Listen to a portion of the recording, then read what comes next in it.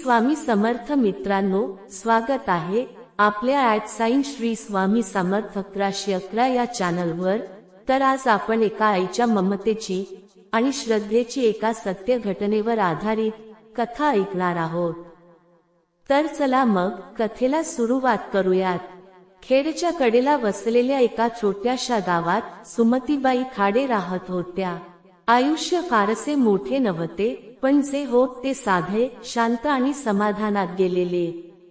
लवकरच पतीच छात्र हरपल आणि त्यांच्या वाट्याला आल ते एकटेपण। पण त्या एकटेपणावर मात करण्यासाठी त्यांच्याकडे एकच मोठा आधार होता, त्यांचा एकुलता एक मुलगा। तोच त्यांचा श्वास होता, तोच त्यांचा संसार। त्याच्यासाठी त्या जगत होत्या, त्याच्यासाठी स्वप्न पाहत होत्या।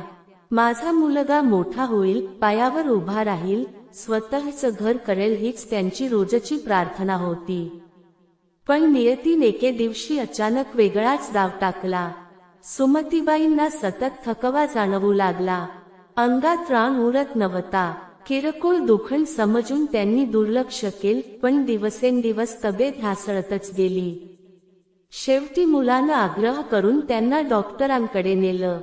तपासण्या झाल्या, रिपोर्ट आले आणि डॉक्टरांचा चेहरा गंभीर झाला।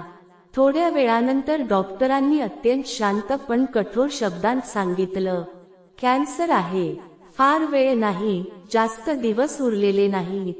हे शब्द कोणत्याही आईसाठी मृत्यूसारखे असतात, पण सुमतीबाईंना स्वतःच्या मृत्यूची भीती वाटली नाही। भीती होती ती फक्त एकाच गोष्टीची, माझ्या मागे माझ्या मुलाचं काय। मुलगा ही बातमी ऐकून कोलमडून गेला। आईसमोर तो खंबीर राहायचा प्रयत्न करत होता, पण एकट्यात त्याच्या डोळ्यांतून अश्रू थांबत नव्हते। उपचार सुरू झाले, हॉस्पिटलच्या भिंती, इंजेक्शन, औषधं, तपासण्या सगळं चालू होतं। पण आशेचा दिवा हळूहळू मावळत चालला होता। एका रात्री सगळे झोपले असताना सुमतीबाई हळूच उठल्या। घरातल्या देवघरासमोर जाऊन त्या जमिनीवर बसल्या, हात जोडले, डोळे मिटले आणि त्यांच्या डोळ्यांतून अश्रूंचा ओघ सुरू झाला। त्या म्हणाल्या, स्वामी, माझं आयुष्य संपत असेल तर चालेल, मी खूप जगले, पण माझा मुलगा अजून संसारात उभा राहिला नाही। त्याचं लग्न नाही, त्याचं घर नाही। मला फार काही नको, फक्त थोडा वेळ दे।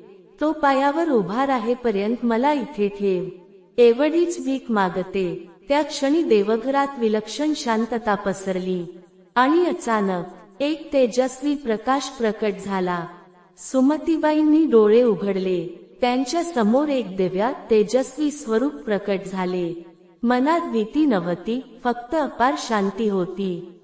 त्या स्वरूपातून एक कोमल पण ठाम आवाज ऐकू आला, माऊली, तुझं निस्वार्थ प्रेम आम्हाला जाणवतंय। तुझ्या प्रार्थनेत स्वार्थ नाही, फक्त ममत्व आहे। तुला अजून 10 वर्ष आयुष्य दिलं जातंय, तू तुझ्या मुलाला संसारात उभं पाहशील। तेवढं बोलून तो प्रकाश हळूहळू अदृश्य झाला। सुमतीबाई तिथेच नतमस्तक झाल्या। डोळ्यांत अश्रू होते, पण ते आता दुःखाचे नव्हते, ते कृतज्ञतेचे होते। दुसऱ्या दिवशी सकाळी काहीतरी वेगळंच घडलं।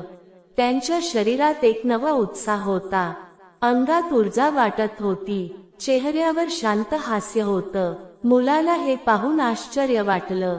डॉक्टरांकडे पुन्हा तपासणी झाली, रिपोर्ट आले आणि डॉक्टरच गोंधळून गेले।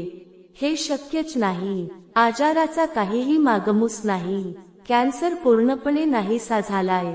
डॉक्टर याला वैद्यकीय भाषेत समजावून सांगू शकत नव्हते, पण सुमतीबाईंना कारण माहीत होतं। आज त्या घटनेला 8 वर्ष झाली आहेत। सुमतीबाई अजूनही साध्याच आहेत, तितक्याच शांत आहेत। मुलगा आज स्वतःच्या पायावर उभा आहे, संसार थाटलेला आहे। आणि जेव्हा कोणी त्यांच्या आयुष्याची गोष्ट विचारतं, तेव्हा त्या नम्रपणे एवढंच म्हणतात, विश्वास सोडू नका, श्रद्धा आणि प्रार्थना आयुष्य बदलू शकतात। मी आज जिवंत आहे, ते फक्त आणि फक्त स्वामींच्या कृपेने। ही गोष्ट चमत्काराची असू शकते, पण त्याहूनही जास्त ती आईच्या निस्वार्थ प्रेमाची आणि अढळ श्रद्धेची आहे। अशाच स्वामींच्या विश्वास वाढवणाऱ्या कथा ऐकण्यासाठी चॅनलला लाईक आणि सबस्क्राईब नक्की करा. श्री स्वामी समर्थ.